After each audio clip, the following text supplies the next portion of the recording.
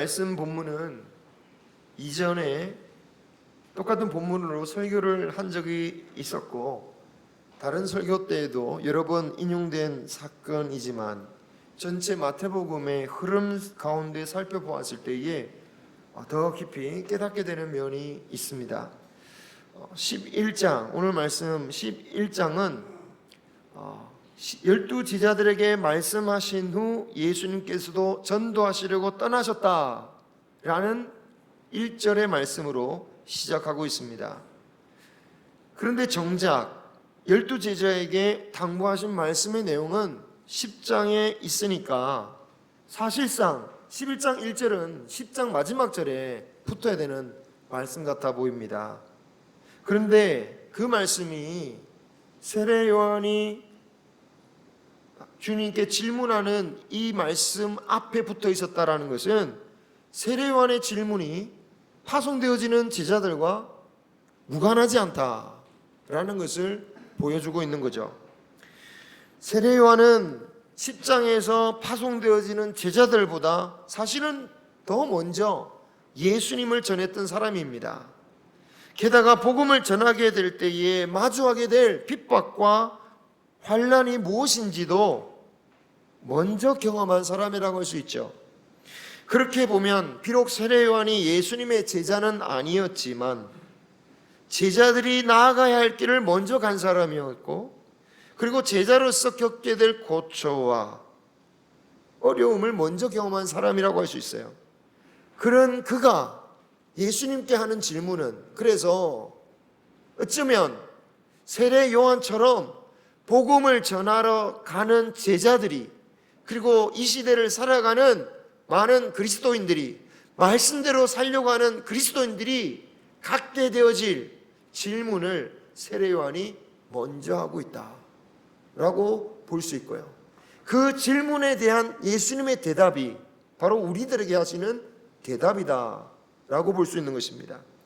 세례 요한이 옥에 갇히게 된 이유가 있습니다. 세례 요한이 감옥에 갇혔죠. 그 이유는 마가복음을 통해서 알아보면 당시 유대의 분봉왕이었던 헤롯 안티파스가 자신의 동생의 아내를 빼앗은 것을 지적했기 때문이었습니다. 우리가 보기에는 참 엽기적인 일이긴 하지만 당시 권력자들 사이에서 그런 사례를 찾는 것은 그렇게 어려운 일이 아니었습니다. 특히 로마의 황제들의 가정사나 결혼사들을 그 기록을 보면 정말 가관인 것들이 많이 있어요. 그래서 헤롯의 만행 정도는 큰 문제라고 여기지 않았을 가능성이 높고요. 게다가 권력자니까 그 누구도 지적하지 않았을 것입니다. 하지만 하나님의 백성을 다스린다라는 그 왕이란 자가 그런 일을 한다는 것은 결국 전체 이스라엘 백성들에게 악영향을 미칠 수밖에 없는 것이고요.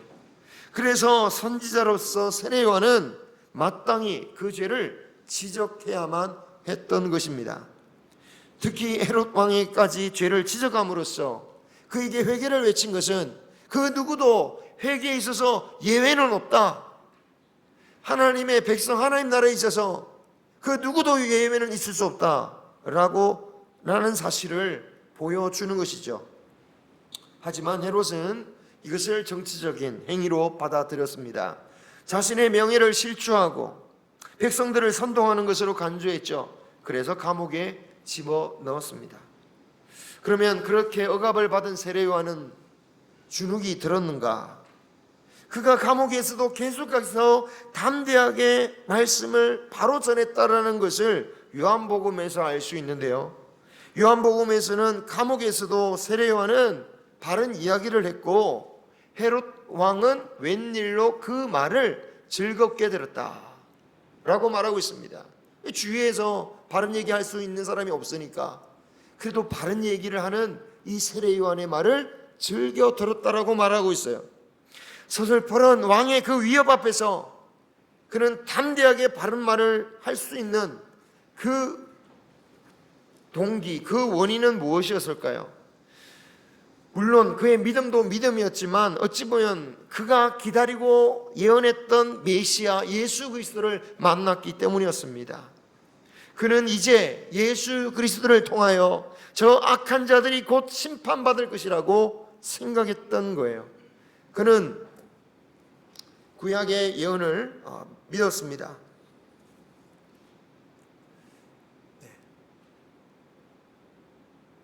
한 번만 넘겨주십시오.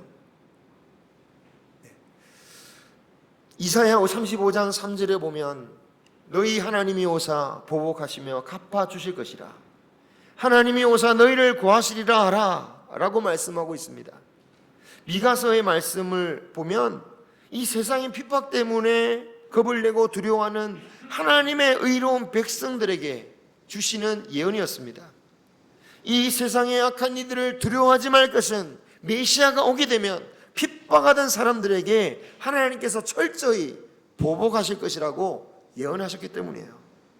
그리고 이런 메시아가 오셨다라는 것을 상징하는 표적들이 나타나는데, 다음 절 이사야 말씀 보면은 같이 한번 읽어보겠습니다. 이런 표적이 일어난다고 예언되어졌어요. 그때에 맹인의 눈이 밝을 것이며 못 듣는 사람의 귀가 열릴 것이며, 그때에 저는 자는 사슴같이 될 것이며 말 못하는 자의 혀는 노래하리니 이는 광야에서 물이 솟겠고 사막에서 시내가 흐를 것임이라. 아멘. 세례요한이 감옥 밖에 있는 자신의 지자들에게 예수님께서 이런 표적들을 행하신다는 소식을 들은 겁니다. 그 소식을 들으니까 진짜 메시아가 오셨구나, 더 담대해지는 거죠. 정말 이제 얼마 남지 않았다. 얼마나 소망이 넘쳤겠습니까? 그래서 감옥에 갇힌 것도 두려움이 없었을 것입니다. 그런데 문제가 생깁니다. 기다립니다. 그런데 또 기다립니다. 그런데 계속 같은 말씀만 들려오고 있어요. 병자들의 병을 고치시고 장애자들의 장애를 고치시는 것은 좋은데 언제까지 표적만 보여주시냐는 거예요. 그게 본질은 아닌데, 메시아가 오면 하나님 나라를 회복해야 되는데, 원수들을 무찔러야 되는데, 언제 세상의 악은 치실 겁니까? 언제 보복하고 언제 갚아주실 거냐라는 거예요. 이사야 61장 1절에도 같이 한번 읽겠습니다. 주 여호와의 영이 내게 내리셨으니 이는 여호와께서 내게 기름을 부으사 가난한 자에게 아름다운 소식을 전하게 하려 하심이라. 나를 보내사 마음이 상한 자를 고치며 포로된 자에게 자유를, 갇힌 자에게 노임을 선포하며. 아멘. 갇힌 자에게 노임을 선포하신다고 했잖아요. 지금 세례요한이 갇혔잖아요. 지금 메시아가 오셨으면, 표적을 보여주셨으면 자신도 풀려나야 되는 거잖아요. 그런데 들려오는 소식은 계속해서 다른 사람들 병자를 고치셨다, 다른 사람을 살리셨다. 이건 뭐지? 이건 뭐야? 계속해서 뭔가 예고편만 들려오는 것 같은 느낌. 하나님의 사람이긴 한데 혹시 메시아가 아니라 메시아가 오기 전에 오시기로 했다는 그 엘리야 선지자인가? 제가 이런 생각을 해본 거에 된 것은, 왜냐하면 세례요한이 사실은 예수님이 말씀하신 미리 준비한 엘리야죠. 그죠? 세례요한이 엘리야 선지자입니다. 구약에 예언되어졌던 메시아 오기 전에 엘리야와 같은 선지자가 바로 세례요한이에요. 하지만 정작 세례요한은 당신이 엘리야요? 라고 묻는 질문에 나는 아니라고 했잖아요. 그죠? 그러니까 세례요한은 그렇게 생각했을 수도 있습니다. 내가 엘리야가 아니고 진짜 엘리야는 저분이신가? 그러면 또 기다려야 되는 건가? 그래서 제자들에게 예수님께 제자들을 보내죠. 그래서 그 질문을 한 겁니다. 오실 그이가 맞습니까? 아니면 우리가 다른 일을 또 기다려야 됩니까? 사실 요한은 자신이 감옥에 갇히고 나서야 심판을 기다린 것이 아닙니다. 그가 광야에서 메시지를 전할 때부터 메시아가 오시면 심판이 곧바로 일어날 것이라고 믿고 외쳤어요. 그래서 이렇게 외쳤습니다. 마태복음 3장 10절 시작. 이미 도끼가 나무 뿌리에 놓였으니 좋은 열매를 맺지 아니하는 나무마다 찍혀 불에 던져지리라. 아멘. 도끼가 나무 뿌리에 놓였다라는 말은 나무 뿌리를 찍어내기 위해서 도끼를 손에 들고 찍기 직전이다라는 거예요. 또 3장 11절에 보면 세례 요한은 그는 물로 세례를 베풀 것이요 하지만 메시아는 물과 불로 세례를 너희에게 세례를 베푸실 것이라고 말했습니다. 여기서 성령과 불로 세례를 주신다라는 말은 물로서는 구원하신다는 말이고요, 불로서는 심판하신다라는 말입니다. 성령이 불같이 임하셨다라고 하니까 불만 나오면 다 성령이라고 해석하지만 문맥에 따라 보면은 다른 뜻이에요. 자, 그래서 그 다음 12절의 말씀이 이런 겁니다. 알곡은 모아 곡간에 들이고 쭉정이는 꺼지지 않는 불에 태우시리라.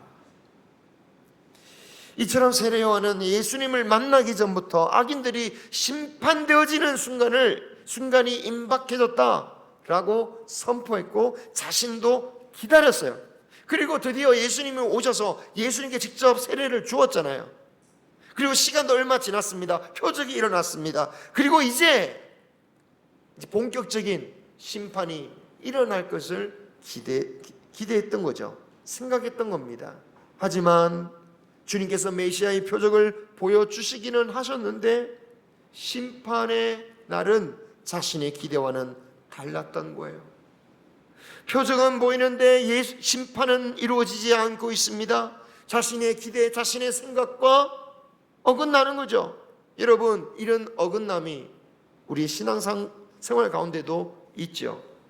우리 대부분 처음 예수님을 믿을 때부터 내가 예수님을 믿어서 어떻게 믿습니까? 처음부터 하나님 나라와 그 의를 구하겠습니다 이러면서 믿는 사람이 어디 있습니까? 처음 믿을 때 다 하나님 저 살펴주시고 우리 가정 지켜주시고, 예? 그걸로 예수님 믿기 시작하는 거잖아요.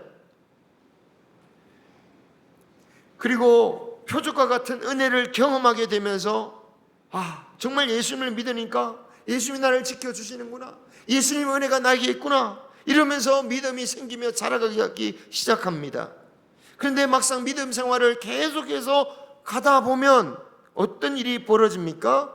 은혜를 주시긴 주셔요. 그런데 성이 안 차. 문제는 성이 안 차는 거예요.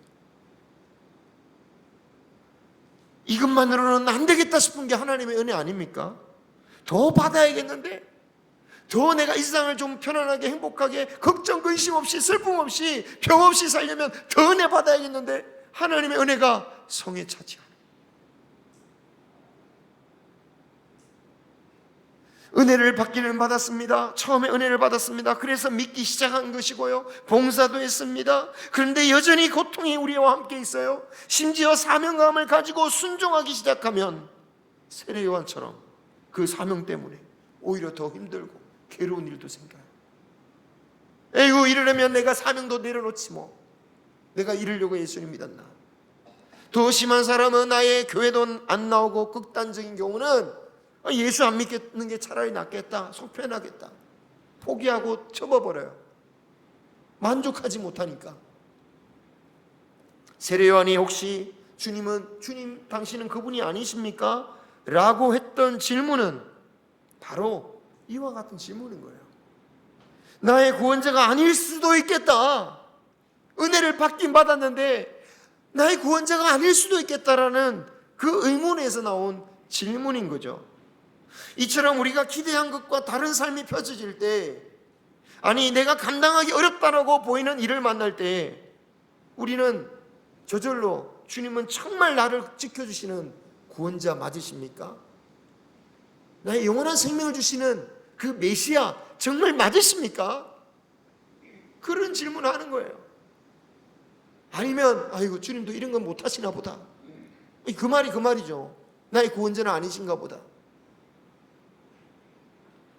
그런 질문을 하는 세례 요한에게 주님께서 그 세례 요한에게 하신 대답, 그리고 우리에게 하신 대답이 뭡니까?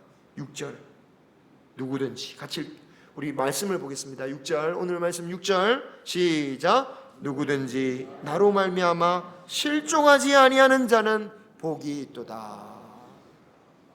지난번에 이 말씀을 중심으로 말씀을 나눴는데요, 여러분, 우리는 예수님이 나를 실망시키면 안 된다라고 생각하기 참 쉽습니다. 그죠? 그래서 그리고 그것이 결국은 내가 신앙을 가지는 목적이라고 생각해요. 나를 실망시키지면 안 돼요. 그런데 이게 정말 하나님을 주님으로, 주인으로 믿는 신앙이냐라는 거예요. 주님, 주님 하지만 실상은 하나님이 주인이 아니라 다른 존재를 주인으로 섬기는 우상 숭배 아니냐라는 거예요. 하나님보다 더 소중한 존재, 하나님의 뜻보다 더 중요한 뜻, 그것을 섬겨야 하는 것이, 그 섬겨야 되는 존재가 누굽니까? 바로 나. 주님은 내가 실망하지 않으시도록 하나님께서 역사하시는 것이 맞습니다 라고 한다면 결국 나를 중심으로 하나님이 움직이셔야 된다라고 말하는 거겠죠. 결국 그것은 어떤 신앙입니까? 하나님을 말하지만 나를 위한 신앙이다. 하나님의 영광을 위한 것이 아니라 나의 영광을 위한 신앙이다. 성경은 처음부터 우리에게 말씀하십니다. 모든 중심은 하나님이시다. 하나님이 이 세상의 창조주시요 모든 세상 만물의 중심이라는 것을 선포하셨습니다. 그것이 창세기 아닙니까? 그것부터 선포하시는 거예요. 하나님이 중심이시다. 심지어 고난의 이유조차 하나님에게 있는 경우가 있어요. 고난을 받을 이유가 없는 욥이 왜 고난을 받습니까? 친구들은요, 그 고난의 원인이 욥에게 있다라고 하면서 욥을 막 비난했어요. 그리고 고난의 원인은 결코 하나님일 수 없다. 그리고 그래서 그들은 마치 하나님을 옹호하는 사람들처럼 보였습니다. 하나님의 어떤 진리를 지키려고 하는 사람처럼 말하고 있어요. 하지만 그들이요 나중에 결국 하나님께 회개하라는 말씀을 드려야 했습니다. 회개해야만 했습니다. 하나님을 옹호하는데 왜 그들이 회개해야 합니까? 욥이 고난을 겪는 이유를 하나님께 두지 아니하고 자꾸 아무 죄 없는 욥에게만 비난하고 찾으려 했기 때문입니다. 비록 세상의 고통은 아담의 죄 때부터 인간의 모든 죄로 인해서 시작된 것이라고 하지만 때로는 그것만으로 이해되지 않을 때가 있습니다. 사실 욥 본인 역시 자신의 고난을 이해하지 못했기 때문에 하나님께 따지죠. 도대체 제가 고난을 받을 이유가 어디 있습니까? 이유가 내게 어디 있습니까?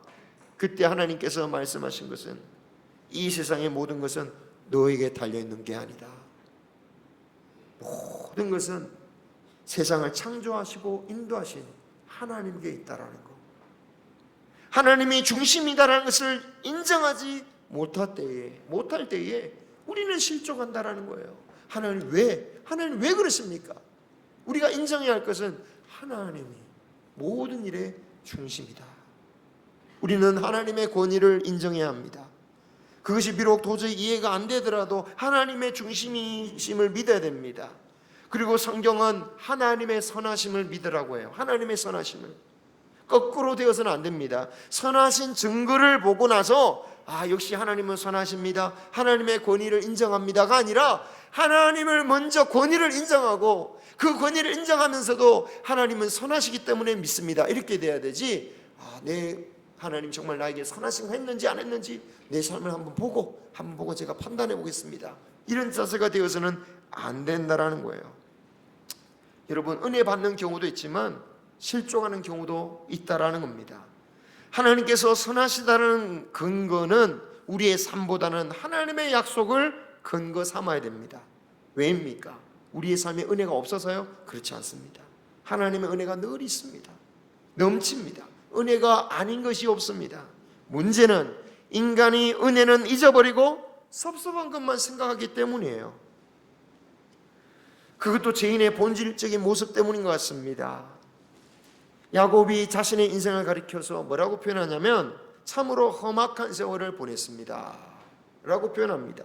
여기서 험악하다라는 말의 뜻은 그냥 힘들다 정도가 아닙니다. 원어를 보면 나쁘다, 악하다, 나쁘고 악한 인생을 살았습니다 라고 고백하는 거예요. 어찌 보면 성공할 수도 있지만 하나님께서 그에게 때마다 어떤 은혜를 베풀어 주셨는가를 생각해 보면, 심지어 그가 저질렀던 죄를 생각해 보면 그에 비해서 하나님이 어떤 은혜를 주셨는지를 생각해 본다면 악한 인생이다라고 말할 수 없을 것 같은데, 어찌 보면 이런 야곱의 관점이야말로 우리 대부분의 사람들이 가지고 있는 생각들이에요. 그에 반해서 요셉은, 그의 아들 요셉은 어떻게 말합니까? 정말 악한 일을 당했잖아요. 배신을 당했잖아요. 그런 모함을 당했잖아요. 그런데 그 모든 것을 하나님께서 선하게 인도하셨다. 하나님께서 선하게 인도하셨다. 하나님이 그 일을 통하여 우리의 가족을 구원하셨다. 하나님은 선하시다 라고 고백하죠. 이렇게 우리의 본성이 우리의 삶을 통해서 증거 삼을 것이 아니라 하나님의 약속을 근거로 주님은 선하시다라는 것을 믿는 저와 여러분이 되기를 소망합니다. 자, 예수님은 세례 요한의 제자들이 돌아갔을 때에 무리들에게 이런 질문을 하시죠. 7절에 너희가 무엇을 보려고 광야에 나갔더냐? 바람에 흔들리는 갈대냐? 흔들리는 갈대. 이 말은 지금이나 고대 때나 흔들리기 쉬운 인간을 비유하는 말입니다. 세례 요한을 흔들리는 갈대로 비유하신 것은 아마도 세례 요한이 이런 질문을 한 것 때문에 하신 것이겠죠. 아마도 다른 사람들은 어떻게 세례 요한이 저런 질문을 할 수 있지? 믿음 가운데 못 썼네? 뭐 이런 생각을 할 수도 있겠습니다. 그러니까 예수님이 이렇게 말씀하신 거죠. 그러면서 예수님이 뭐라고 합니까? 그렇지 않다. 너희들은 그런 세례 요한의 모습에 실망할지 모르지만 그는 이제까지 태어난 그 어떤 선지자보다 위대한 자다. 그렇게 위대한 세례 요한이 그런데 왜 흔들리는 갈대와 같이 되어버린 이유가 있느냐? 왜 갈대가 되었느냐? 그것은 그가 천국이 임한다라고 외치긴 했지만 그는 예수님 이전의 사람이었다라는 거예요. 천국이 임하기 이전의 사람. 천국에 있어서 우리가 마태복음 시작하면서 개념이 중요하다라고 말했죠. 영원한 천국뿐만 아니라 이 땅에 이루어지는 천국.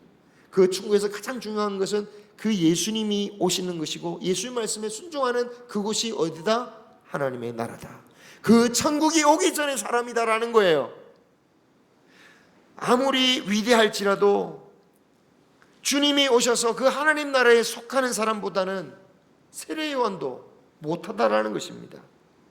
그래서 주님은 세례 요한이 그렇게 위대하다라고 하시면서도 동시에 천국에 있는 극히 작은 자보다 그는 크지 않다라고 말씀하신 거죠. 그렇기 때문에 그는 흔들릴 수밖에 없었습니다. 메시아이신 예수님을 확신하지 못했기 때문입니다. 그러나 예수님과 함께하는 제자들, 그들은 비록 개개인을 보면 아직까지 세례 요한보다 그 발끝에도 못 미칠 것 같은 사람들이지만 그들이 세례 요한보다 위대할 수 있는 이유가 뭡니까? 메시아신 예수님을 메시아로 확신하고 있기 때문이죠.